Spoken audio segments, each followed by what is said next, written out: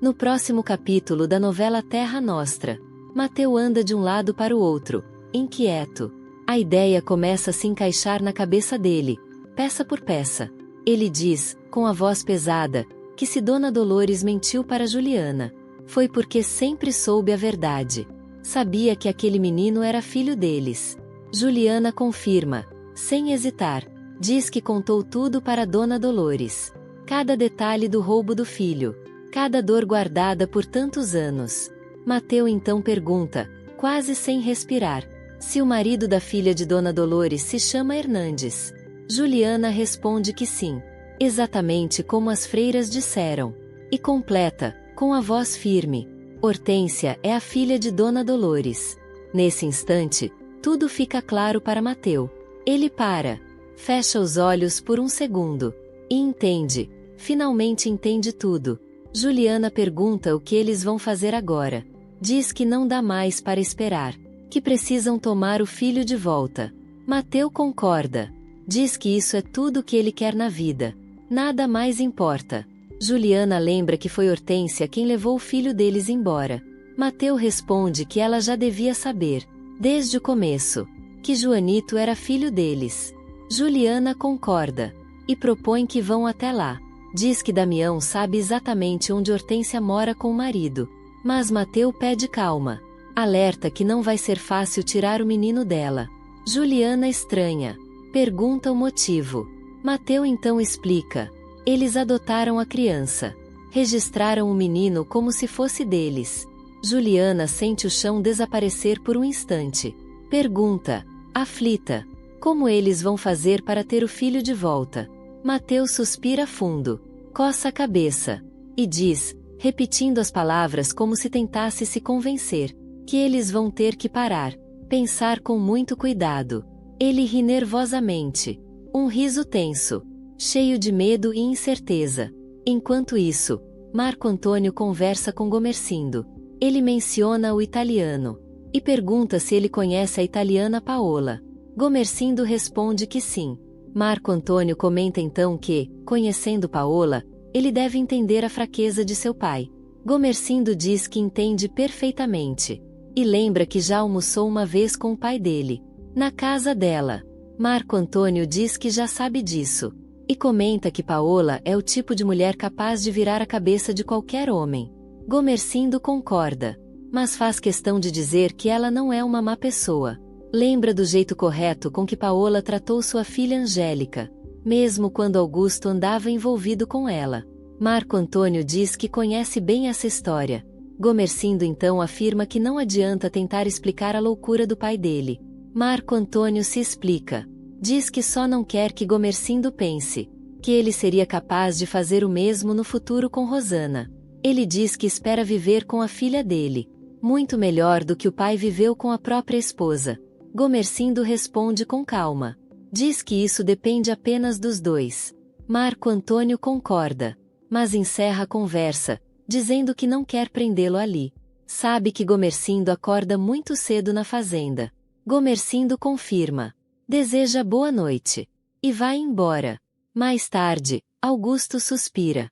Diz que torce para que o pai de Angélica consiga uma boa casa em São Paulo. Assim, sua vida ficaria mais fácil, sem tantas viagens. Angélica responde que o pai saiu dali com essa ideia, e que vai conseguir. Quando Augusto pergunta se ela não vai morar lá com os pais, Angélica nega. Diz que alguém precisa cuidar das fazendas. Ele sugere deixar tudo nas mãos dos administradores, ainda mais depois do acordo com os italianos. Mas Angélica concorda apenas em parte. E lembra, firme, que é o olho do dono que engorda os porcos. Deixando claro que, se os pais forem morar longe, ela vai ficar. Augusto a chama de lado. O tom dele muda. Mais sério. Mais pesado. Ele diz que, se for eleito deputado, não poderá continuar vivendo daquela forma. A política vai exigir tudo dele. Angélica escuta em silêncio. E responde com firmeza, que, se ele for eleito, ela não vai criar nenhum empecilho. Nunca criou. Nunca criou mesmo. Diz que ele poderá se dedicar à política como quiser. Augusto a olha por um instante. Reconhece, sincero, que ela tem sido uma grande mulher. Há um breve silêncio. Então Angélica fala algo que muda o clima. Diz que, se um dia ele arranjar outro caso, como aconteceu com Paola, ela prefere não saber. Nunca. Augusto se espanta. Nega na hora. Diz que isso não vai acontecer. Mas Angélica insiste. Fala devagar. Se acontecer, ela não quer saber. Augusto tenta inverter a situação. Pergunta o que aconteceria se fosse ela arranjar outro. Angélica não hesita. Diz que isso só depende dele. E deixa tudo muito claro. Se algo assim voltar a acontecer, ele precisa saber desde já que ela não vai suportar outra humilhação. A voz dela pesa quando lembra daquela vez em que ele montou casa para Paola, depois de já estar casado com ela. Augusto baixa a cabeça. Diz que aquilo foi uma loucura. Angélica concorda, mas avisa que não quer ver essa loucura se repetir. Em outro lugar, Amadeu conversa com Dona Dolores. Ele diz que entende, e pergunta por que ela está mandando que ele vá embora da pensão. Dolores responde seca. Diz que a filha dela é uma mulher casada. Amadeu concorda, mas lembra que ela não vive bem com o marido. Dolores admite que sabe disso, mas afirma que não é correto o que acontece dentro da casa dela, com ele dormindo com sua filha. Amadeu se revolta. Pergunta se é correto a filha apanhar do marido. Dolores responde que não. Diante disso, Amadeu respira fundo e diz, sem rodeios, que ama a filha dela. Enquanto isso, Mateus se mostra espantado. Diz que via Julina brincando com o menino, cuidando dele com tanto carinho, mas que jamais imaginou que fosse o filho deles. Julina responde emocionada. Diz que o coração sempre dizia que ele era seu filho, mas que ela não queria acreditar. Conta que Hortência tinha ciúmes, porque o menino também gostava dela. Mateu ri, emocionado, e diz que talvez o coração do menino soubesse, desde sempre, que ela era a mãe dele. Julina ri junto, mas logo lembra que Hortência levou o menino embora. Mateu fica sério e afirma, com cautela, que eles precisam ter calma, muita calma, para conseguir tirá-lo dela. Julina pergunta, aflita, como eles vão fazer isso?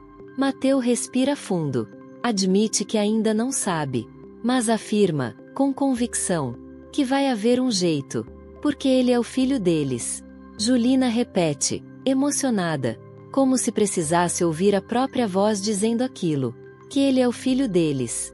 Mais tarde, Mateu comenta que Amadeu ficou fora de si, tudo por causa da espanhola, e que Dona Dolores o mandou embora da pensão por causa disso. Julina acrescenta, em tom baixo, que foi porque os dois dormiram juntos. Gomercindo observa que Dona Dolores sabe de tudo. Nada passa despercebido para ela. Mateu diz que Amadeu sabe que Hortência apanha do marido. Julina se inquieta.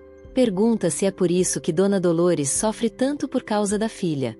Mateu concorda, mas pede que ela imagine um homem como Amadeu sabendo disso. Julina engole seco. Pergunta o que ele acha que Amadeu pode fazer. Mateu responde sem rodeios. Diz que faria exatamente o mesmo que ele faria se soubesse que Julina apanhava do marido naquela mansão. Ele o mataria.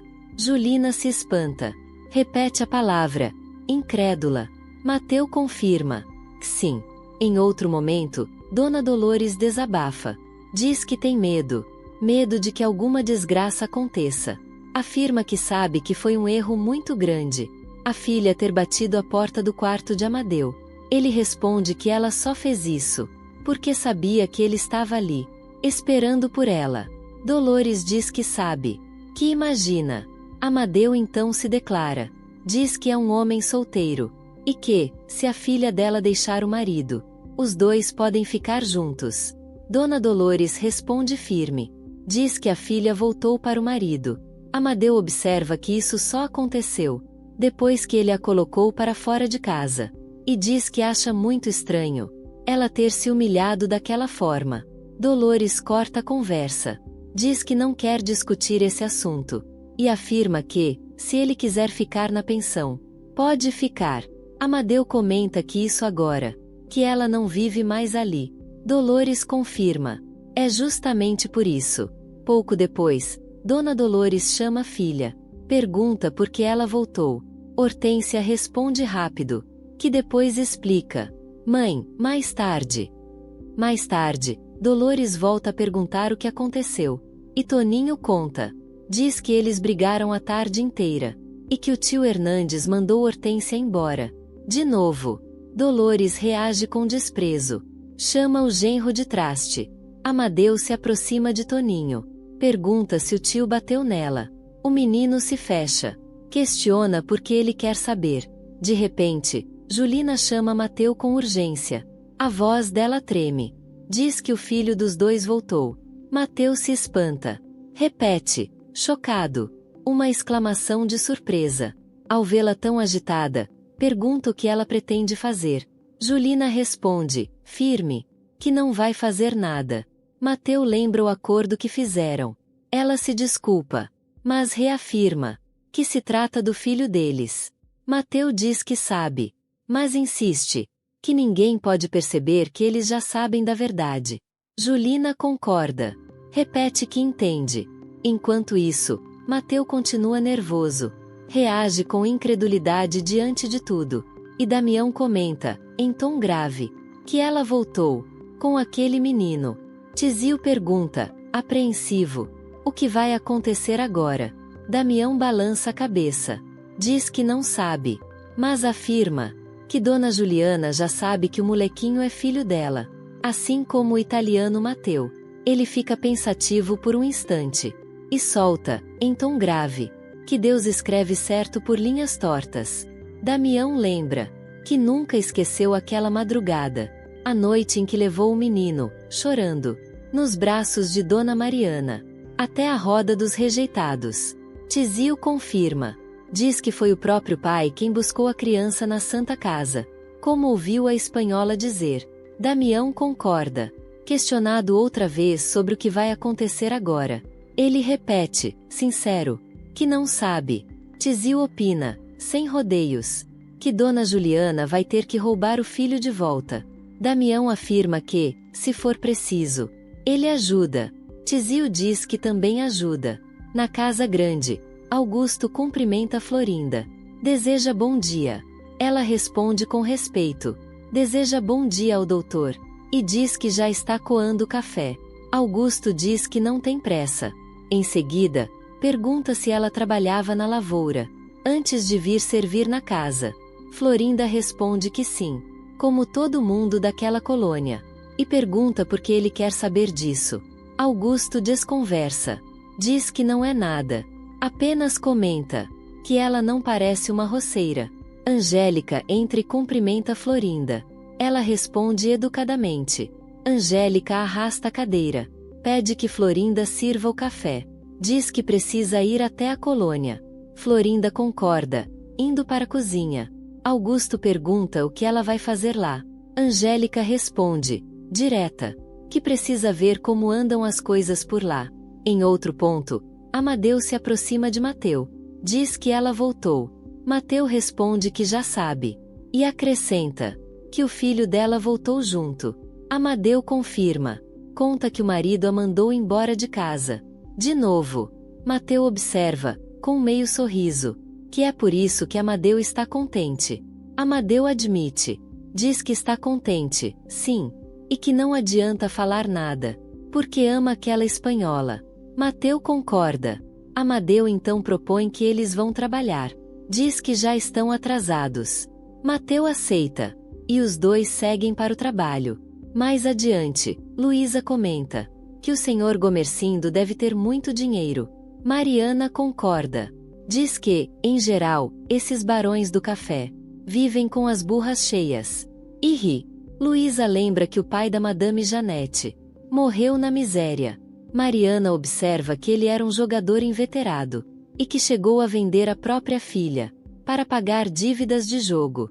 Luísa diz que era isso mesmo que ouvia seu Francesco falar quando eles brigavam. Mariana conclui, amarga, que ele comprou e depois jogou fora. Enquanto caminham, Mariana suspira. Confessa que não está mais aguentando trabalhar naquela casa. Diz que só não foi embora por causa do Francisquinho. Luísa comenta que, agora que o patrão saiu dali, ele ficou ainda mais enfesado. Mariana concorda e reflete que o menino vai ser herdeiro de grande parte da fortuna dos Magliano. Luísa confirma essa ideia. Mais tarde, Juliana comenta que ouviu o neto de Dona Dolores chorar naquela noite. Dolores explica. Diz que a filha voltou, porque não há mais jeito de viver com aquele marido traste. Juliana sente o coração apertar. Diz que tem pena da moça. Dona Dolores suspira e acrescenta, com amargura, que agora a filha finalmente descobriu que o marido tem outra mulher. Juliana se espanta. O choque é imediato. Dolores explica. Diz que é por isso que aquele sem vergonha não queria a presença dela, nem do menino dentro de casa. Juliana lamenta em voz baixa. Dolores continua. Diz que agora tudo está muito bem explicado. Conta que Toninho lhe disse que a outra mulher é casada. Juliana pergunta pelo marido dessa mulher. Dolores responde com desprezo. Diz que ele é um pobre infeliz, um empregado do próprio genro, que vive sendo mandado para viajar, só para o outro poder dormir com a mulher dele. Juliana fica em silêncio por um instante. Depois pergunta onde está a filha de Dolores. Ela responde que Hortência está no quarto. Quando Juliana pede para vê-la, Dolores permite. Toninho comenta, num tom decidido, que a tia nunca mais deve voltar para lá. Hortência responde sem hesitar. Diz que nem pensa nisso. Afirma que tudo está terminando. E declara, dura, que para ela, Hernandes está morto. Juliana pede licença. Hortência convida a entrar. As duas se cumprimentam. Juliana fala com cuidado. Diz que a mãe dela contou o que aconteceu e que sente muito. Hortência responde fria. Diz que não sente. Juliana comenta que talvez seja melhor assim. Hortência então pergunta direto se Juliana veio buscar o Joanito. Juliana responde que não. Diz apenas que precisa fazer alguma coisa e pede licença para sair. Depois que Juliana se afasta, Toninho comenta que ela não deve estar desconfiada de nada. Hortência concorda. Diz que não deve estar mesmo. Do lado de fora, Juliana anda rápido, ofegante. De repente, para, leva a mão ao peito, exclama o nome de um santo. E, tomada pela emoção, pela certeza que queima por dentro, afirma em voz baixa, quase num sussurro desesperado, que ele é seu filho, que ele é seu filho.